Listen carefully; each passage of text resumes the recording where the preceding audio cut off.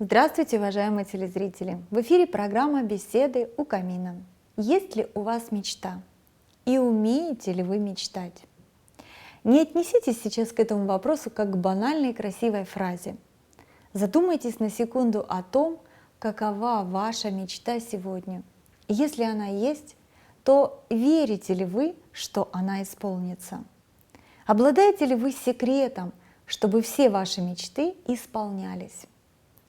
Возможно, сегодня вы говорите себе, что для исполнения вашей мечты нужны те или другие условия, и если все сложится так, как вы предполагаете, то тогда результат будет свершившимся фактом. Но на самом деле все гораздо проще. Для исполнения мечты нужны лишь два условия: поверить в мечту и увидеть ее в своем воображении. Увидеть все до мелочей, представить и почувствовать это всем своим существом. Этим секретом пользовался великий изобретатель 19 столетия Никола Тесла, который говорил, что для воплощения его проектов ему не нужны модели, рисунки и эксперименты. «Когда у меня рождаются идеи, — утверждал гений, — я в воображении начинаю строить прибор, меняю конструкцию, совершенствую ее и включаю. И мне совершенно безразлично, проводятся испытания прибора у меня в мыслях или в мастерской. Результаты будут одинаковыми». Никола Тесла своей жизнью и своими изобретениями показал, что для достижения мечты достаточно только увидеть и представить в своем воображении то, что вы очень хотите, и этого уже будет достаточно. Для того, чтобы понять, будет новое изобретение работать или нет, Тесле было достаточно лишь закрыть глаза и увидеть все это перед своим внутренним взором. Теория неизменно подтверждалась практикой.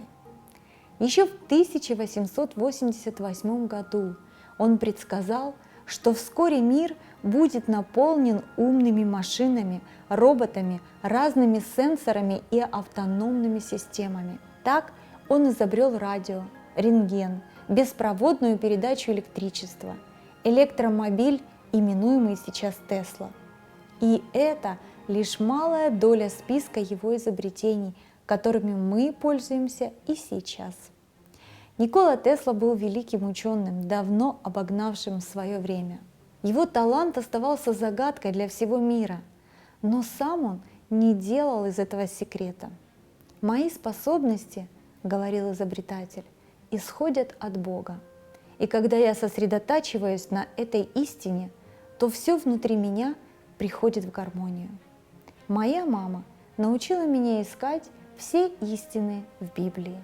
Никола Тесла утверждал, что самое большое препятствие, которое возникает на пути, это случайно оброненная фраза уважаемых вами людей, что этого просто не может быть.